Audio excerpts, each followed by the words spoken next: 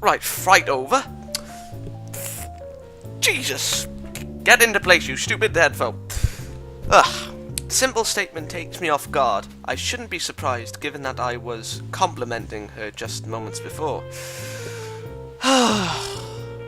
Really? Really? You're saying that even...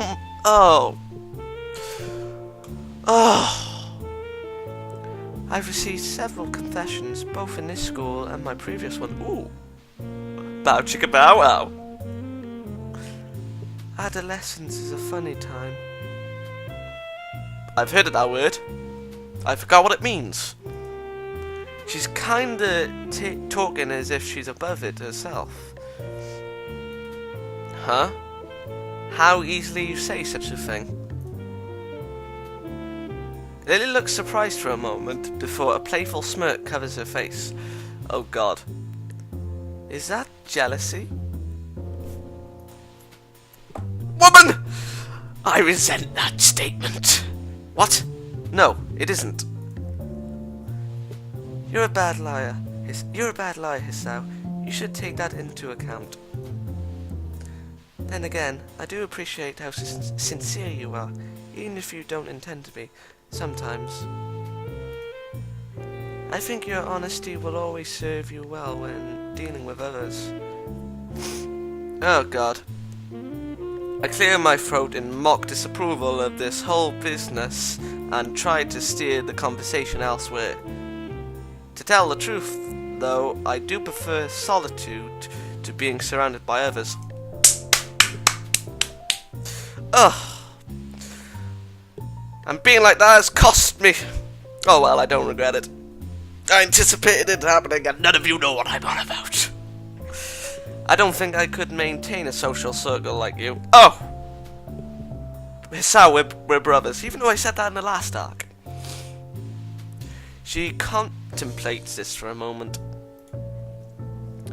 I don't think that's true either. Okay, you have me intrigued. I've seen how gentle and caring you are around Hanako, and you get on marvelously well with others, even those whom you hardly know. I think you're quite adept at social situations. Fuck off, Hisao. Pardon my language. But on that note, what of your confessions, Hisao? I'm sure someone like you must have had at least one admirer. Nope. Him, yes, me, no. As I open my mouth to speak, I can feel my face turn slightly dour.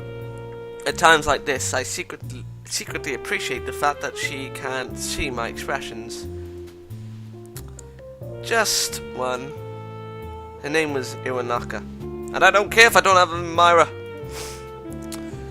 It was when she confessed to me that I had my heart attack. There in the woods during winter. Now her face is gonna drop. Yep. Lily finds herself speechless, not expecting for the topic to move into such an area. Oh, God.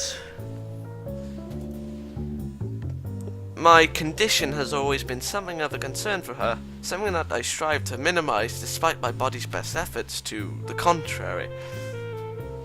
Afterwards, she visited me for a while when I was in hospital. For weeks she came in and talked. It was usually just small talk or classroom gossip, but that was enough.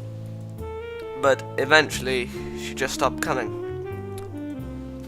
She was there every day, then every other...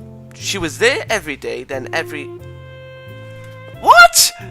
She was there every day, then every other day. Oh, my mind is gone. Then once a week. Oh, yes, I get it now. Jesus Christ, my intelligence! Then finally, one day, she just stopped visiting entirely. There's something I want to say, but it will be totally horrible and I'm not going to say it. Did you ever see her again? Oh dear God, when in doubt, save it out. I'm back.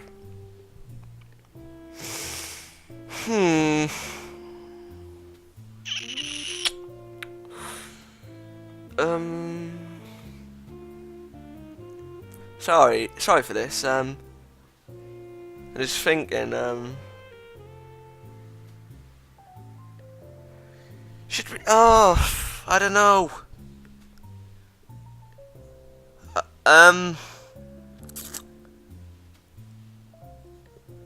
Drop the subject. No. If we drop the subject, I'll just get more worried. But then again, oh god, let's just go and mention the letter. We're about to step on bombs, people! Zax, get your ass here! A memory of that single letter Iwanaga sent me comes back to my mind. I never saw her again, but after I was sent to Yamaku, she wrote me one letter. Lilly's face shows an expression I know well. I've piqued her interest. I'd be slightly offended that it's simply a matter of curiosity for her, but she's never been very good at masking her reactions. In hindsight, it really didn't say much. What was going on in my old class, how she was faring, and almost as an afterthought, that it was probably best for the both of us that we don't see each other again. If you mention dating, I will kill you. After reading it, I ended up recessing a lot of things I thought I'd managed to work out. For the most part, that letter reminded me that the world around me was still moving, and just how much I'd become isolated from it. And I guess it also reminded me of what I'd lost. You! Ah, for goodness sake! She gives the information some thought before her face lights up in realization. No doubt she's worked out that it was this letter which had contributed to my angst during that lunch on the rooftop. What? How could? What? No. Well, then again, maybe Emmy and Iwanaga are in on it. It's possible. It's a rare sight to see Lilly quite so lost for words. Her entire persona is a little deflated from her earlier rapt interest. As charismatic as she is, in the end that isn't any replacement for life nor relationship experience. Perhaps it is better she sent it than not. I wouldn't bloody care. How's that? It can be difficult to work out how best to communicate with those you haven't met in a long time. All the more so, considering your separate situations. Indeed! You find out that your usefulness has run its course. Oh, dear Lord. And if by chance that particular person does watch this, I never expected anything. But you know, when you do something nice... Oh god, I'm trailing off. Jesus. Do apologise. Instead of doing what was easiest, she... Oh, Lilly speaking. Jesus. Instead of doing what was easiest, she built up the courage to talk to you one last time. Not only for her sake... Not for only her sake, but from how it sounds, for yours as well. He forgot about her until he saw the name on the letter. Maybe. I don't hate her for it.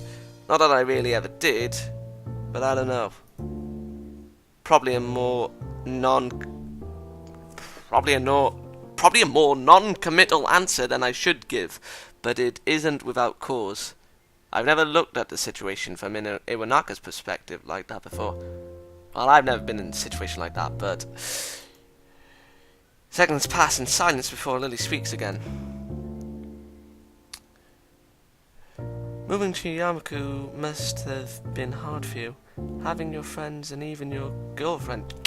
Oh my... Why? Why? Oh, for goodness sake. Continue. Keep on trucking.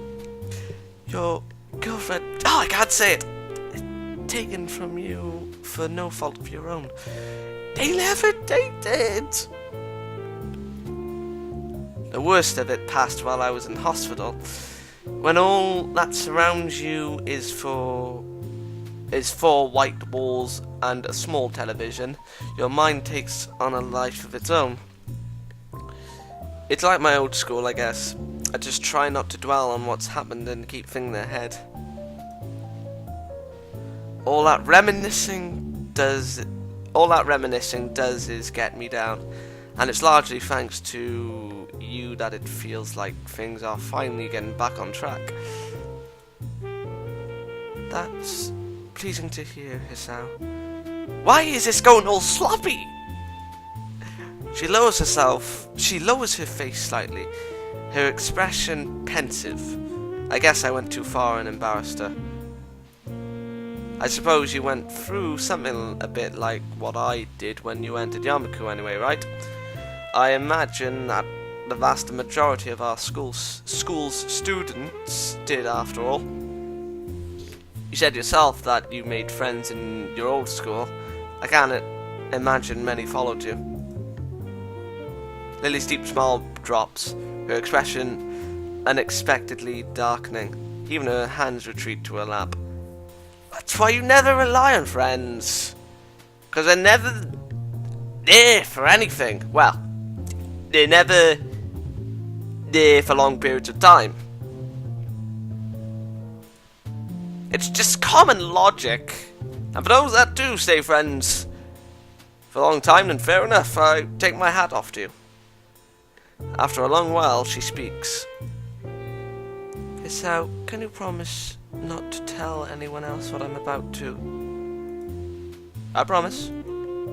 She looks slightly taken aback by my serious tone, but then relents and smiles weakly before continuing. Oh, God, women with their fake smiles. You know they're doing it, but if you try to confront them, they just go all crazy. When I moved to Yamaku, I did regret losing my friends I'd had at my other school. But there was one person who I most regret not seeing again. He was the reason I took up English as a future career. Wait, what? But I thought the Catholic school was all girls. What? What am I missing here? Considering she came from an all-girls school, that can't have been a schoolmate then. All right. I rejected the confessions I'd received until then for him.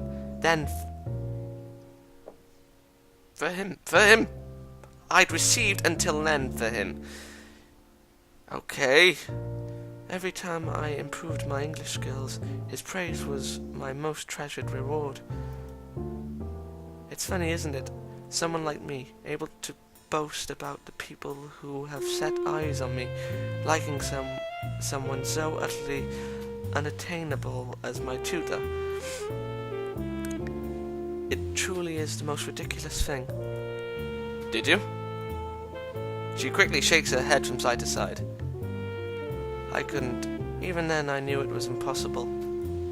A silence reigns over both of us. Oh God, you're both as bad as each other. This does seem to explain her ardent focus on her future in teaching English, but I can't help but thinking her confession to me. Oh God! She lost him without ever letting her feelings be known. Did she somehow fear that would happen again, but with me? Oh, what have you done? You made my logic look horrible! Oh, but I'm still right. She's only saying it because you're being lost.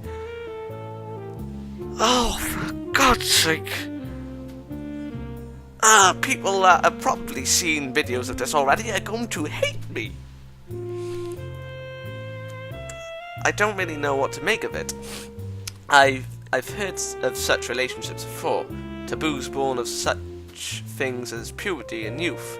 The fact that she had the good judgment not to act on it, though, is heartening. You blubbery little... I know this must sound strange, but please don't think of me.